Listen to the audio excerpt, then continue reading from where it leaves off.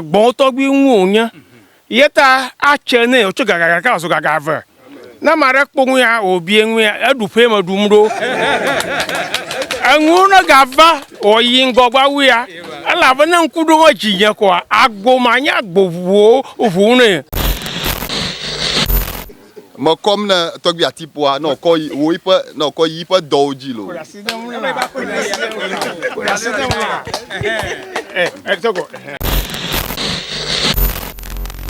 alade atokpo na do fiaye babala yin gbamare tokpo na do fiaye babala yin gbamare tokpo na do fiaye babala yin gbamalo tokpo ya na do fiaye babala yin gbamare tokpo ya na do nana la komanda do e kakugo ngo bia e ado nana la komanda do e akpa Avalov TV Sinabi TV mieva adore anyako aka na anya anyako fa chinya wa ikonye taru na ma shamala anyako duoma amiyo legbe amiyo la fasia kata municipality akata wonya mi okata pumagbe klosusuba yo akpoba leke yo wawe anyako fa chinya wa na nya no ke avano agbadaka mieva anyako fa water station ya mi akpara banu ka tutuji pie kwa anyako fa chinya wa itakova anyakoro alo itakova duamoro bi abakpogbo bere leke yo wawe na tafe ya ka kunye tafe ka anya vovovo kuranwa na yawa akpoba leke yo wawe adachilan na adua anyako dua plus anyako fa chinya yo nye tadua mana machiamala anyako ameyo kala gbaji kle afakata kwa togbi badu enalia enyama ke eva wo wana to ya la afia la egbafan kakam mi ne mi akpo nu yo kata ke enojile water station la egbafan kakamada mi atrobo nchimo police commander premier for community water CEO for Vincent ba togbi baru la togbi du tipo oboyo alogbo premier lo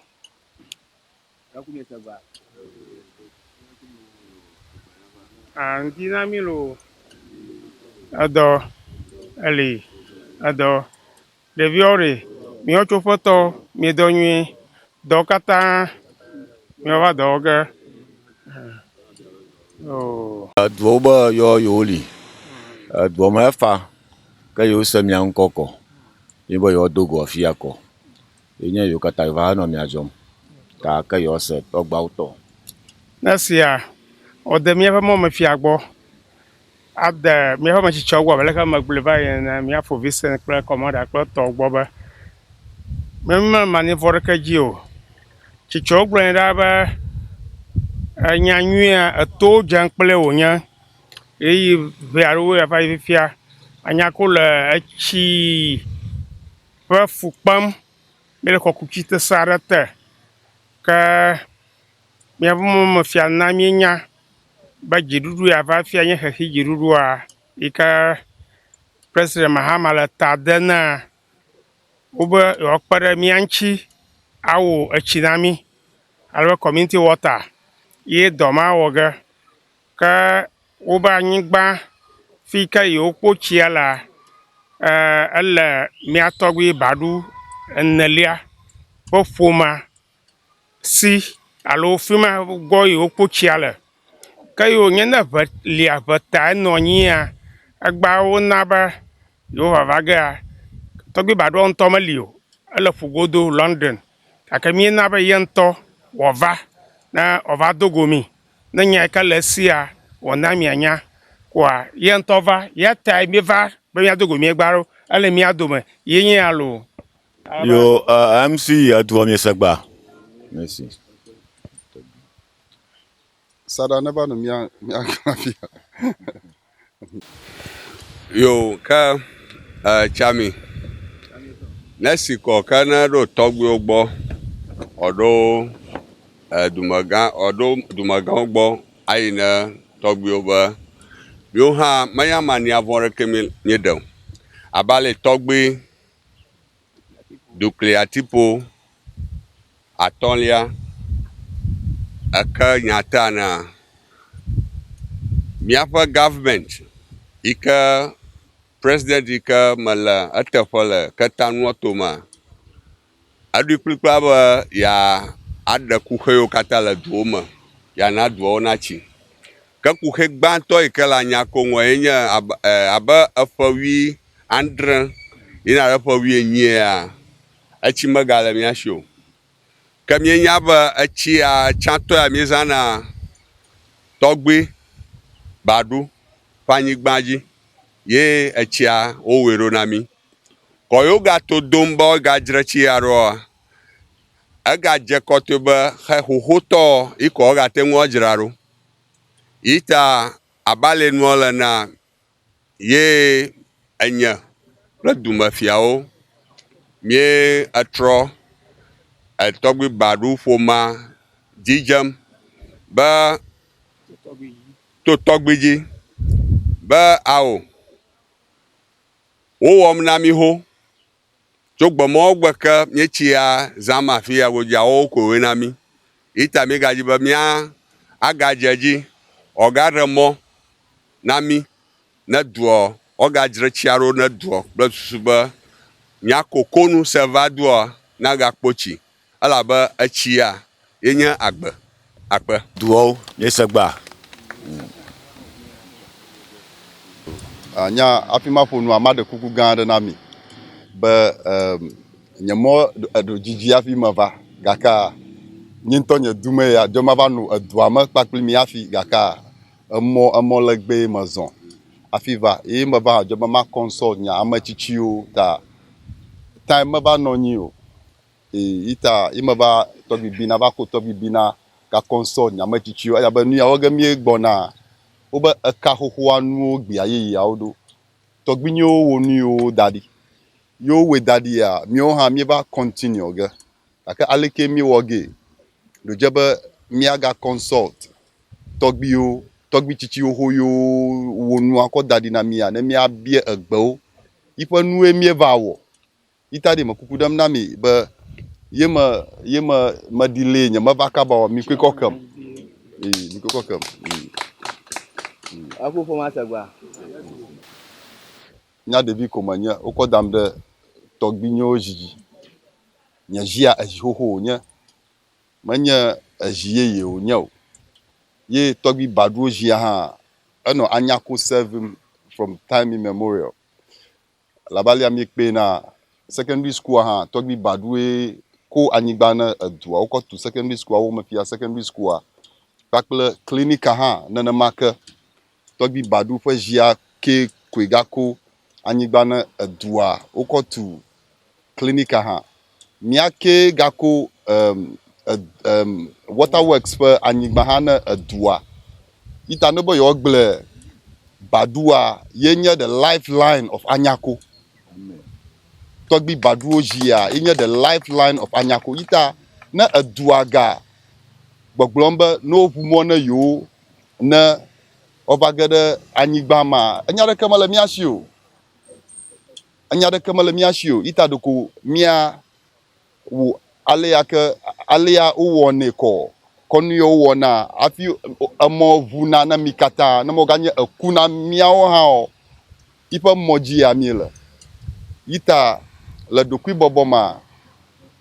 enya ɖeke mele asinye o. Nya me de mɔ ho. Yita mi wo tɔgbiwo tɔ kɔ ke emɔ ʋu. Kɔke ɖekawɔwɔ blibo kpakple dzidzɔ nava edua me kɔ ke míawo hã míatɔe ma. Kɔ atse ne tɔgbia ta afia be tɔgbi kɔ tɔgbi be le be teƒea gbedodo ɖa míaƒo tsi ɖe aƒedoɔ akpe na mi ta ke míadze mɔ. Gbɔ be Anyako koŋ fiawo Anyako koŋ seva fiawo míeba ha tukpa vea afɔ ve dzi zɔm míele kɔkɔm nɛ be ɔkɔ wo kɔƒoɖoawo ne fafa nava me ne dɔawo ge míela ɔto ɖo teƒe tututu agbe na no me lãmesẽ na no me edɔ na yi dzi loo. Nyame hoe alɔ ve gake magblɔ be aha vivia koe mele mo ta nye hã me vivia kɔ gakpe ɖe ŋtsi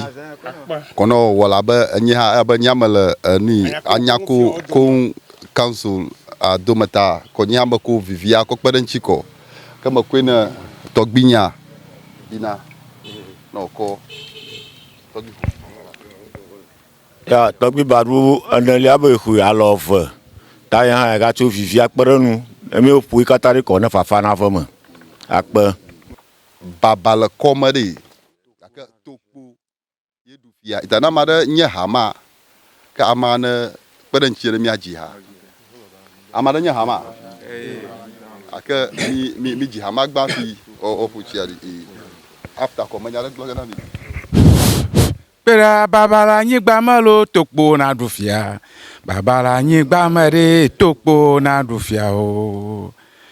Pera babala nyigba mare tokpo ya na dufia. Babala nyigba mare tokpo na dufia. Tokpo alade a tokpo na dufia. Tokpo alade a tokpo na dufia ye. Babala nyigba mare tokpo na dufia ye. Babala nyigba mare tokpo na dufia.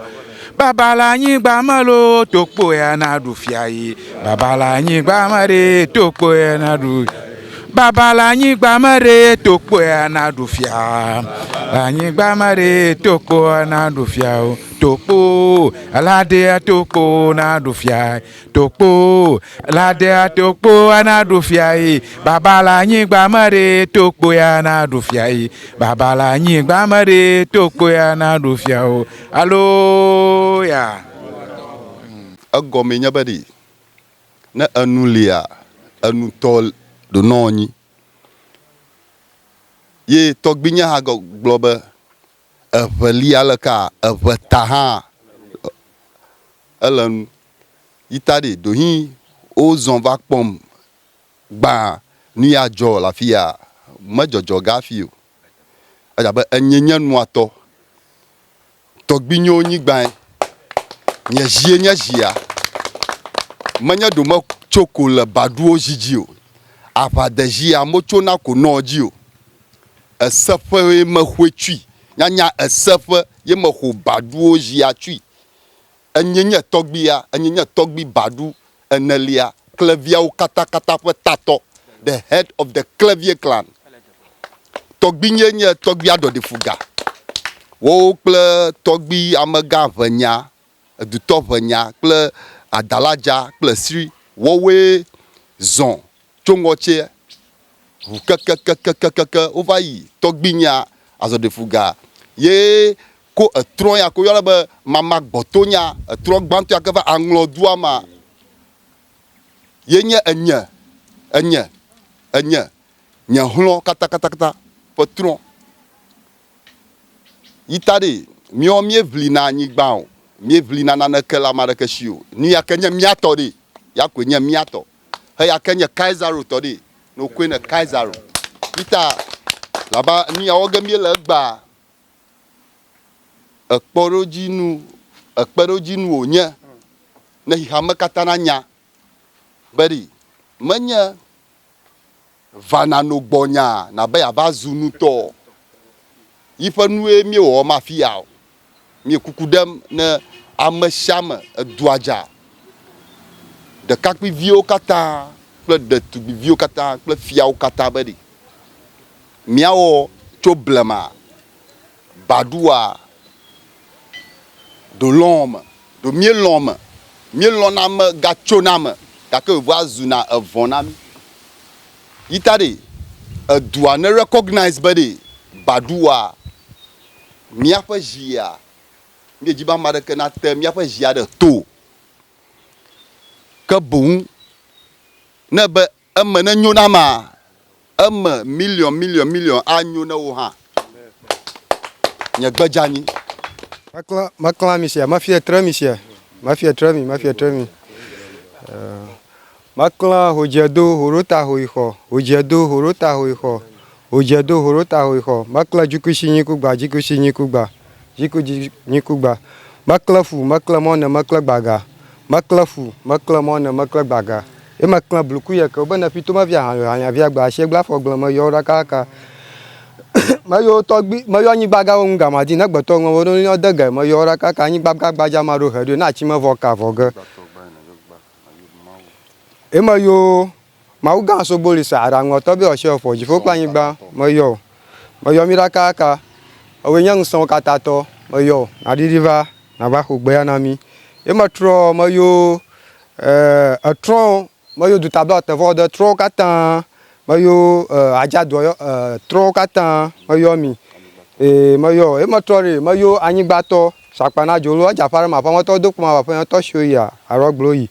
be yin akwevodu gavodu mo yo ra ka mo yo re vojo ra gbaragbje mo yo rosie e mo trore mo yo covid agbi alidalan awe yin po ya to mo yo na ba fia o mo yo justice wonya mo yo mi ra ka mi se gbe ya bare yan pe gbe mo yan gbe fun abala o la cho ye ma yika yiji ko yimemi lo ka ho ho nwo gbi aye ya oro na na lo ko mo re na do agba ma enya ba anoba afaro afio vajima o ngo chire togbe baro onyi gbaji afaro ga va ya echi evajo nyako duoshi ko mi va no dadan vu ke anoba garo mana o va po tepa ba yoga o chi aka kamate nju agba ma o va be opo tepa ka oyo ona togbe barunya ko togbe baru onto ha ala domia togbe baru na liava alaba yo va o hiana apa amodere ba suba adona iji ko togbe amari ra ka chocho ava na mo ba fa dota iji anya dropa nyonyo na ragba na kokoko dia na fu vola mia baru pla dro mi o mu tore o ma mi do nwi Edo, Eli, Edo, Yaweda, Ohwe. Oba nyaku jonko yo la ta amwa. Nana la komanda do kakuhu ngo biaye yado nana la komanda do kakuhu ngo gbayo nana la komanda do kakuhu ngo biaye yado nana la komanda do Asizala komanda dolo kakuhu ngo biaye yado nana la komanda do kakuhu ngo biaye yado Kaongo guayaro nana la kona de Kaongo guayaro Kaongo guayaro nana la kona de Kaongo guayaro Aloya Boya to mikata jeshina na kumajima wo. The reason being majiba miekpo togbinye ya togbinye onye togbi atipwa nyento togbinye afi mava du fia yo gava zu togbinye nyama hwe mamanye ya ji fofonya atipoe togbi katamani fe vi gbanto togbi katamani fe vi nyonu yenye mamanye ya ka ji fofonya dogbe oklo fofonya tonga tori vi onya sorry enya kwakple ya kwakple mamanye yita fofonya ayo na togbi atipo aba anyuri yita anya nia mama wala fi agoji ya ogomenya ba na mava makpabere yakwe no administration work wo la fia kwakple angloga and ni ha nia ka majima wo ne fia majiba mako ali makone as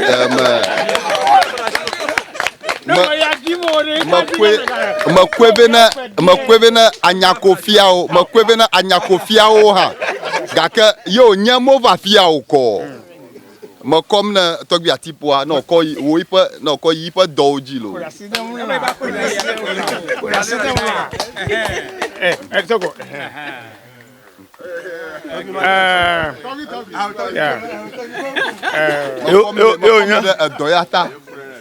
yo nyamala ha ko ma kwere nwe ajabe ye mediate adoyo kata ye hunya ajojoma ye nana mo nyabere anulia anutodo noni no zonde mo magico nu shanu fafagamia e anua efaho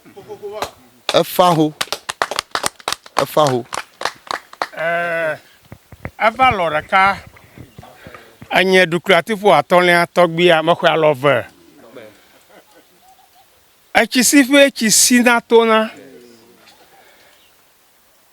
menye ŋko nye wòva wɔ it's not coincidence it's divine menye ŋko nye dogo ɖe ŋuɖoɖo nye tso efe me mawo me elabena atsiku atsita dzena ebe mevɔna betomo tɔgbi baɖu enelia ya ɖe mexɔe vinye nye tɔgbiyɔvie nye ŋutɔ mama nye esui enye tɔgbi duklateƒo gbãtɔ ƒe via tɔgbi baɖu eɖi yewo dzi mama nye hudzeŋgɔ edzida nye adzowɔvi yewo dzi nye duklateƒo atɔlia ta baɖu ƒoma nyɔnuviwo vie menye le baɖu ƒome me afi tɔgbi baɖu enelia ganye nye tɔgbiyɔvi fofoa nye nye nyiniyɔvi ta ɖuƒe me ɖum ɖo ɖuƒe ya me ɖum ɖo ɖuƒewo ɖuna egbɔmetɔ dzo gbɔto dzo dɔme va vu evɔa edzo menye avuwo tɔgbiwo ŋu egbɔwo tɔgbi ŋu wònye ye ta atse ne wòtso gagaga ɖeka wòzo gaga ve ne ame aɖe kpɔ ŋu ya wòbie ŋu ya eɖuƒe me ɖum ɖo eŋu ne gava wòyi ŋgɔgba wu ya elabena ŋku ɖo me dzinye kɔa agbo ma nye agbo ʋuwo ʋu ne agbo gã gbomato dzui ebe yeƒo agbo gãwo agbo gãgãwo atse ne lo eva lɔ ɖeka be xɔ lɔ ve eŋu na woƒe agbo na ʋu ne lo yo akpa mi ho tɔgbiwo ŋu ɖana yo wɔlaka mi du gɔgbedawo hã meli sinage mi atɔgbi baɖu enelia meli sinage owona ne miwo hã miwo ne ganye funa gbadzatɔ me hã miwo miaze akpe palɔ ka yɔtɔ yo palɔ bubu ƒlega voluminous one gaga tsɔwa kpekpe ano ŋuti ɔlɔke ako safia na mɔme fia na ɔkɔ ne kɔntratɔwo lo na ɔyi dɔ dzi agɔbɛta la yɔ ŋutɔ ɖeka nɔ miɔ miasi anya koko ŋufia ɖeka nɔ mi ɔde ɖe police station lo ta ebe no gbe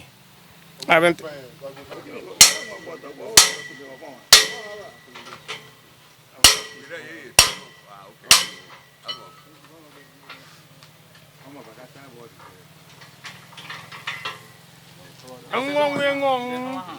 abi mengwa fiam tau.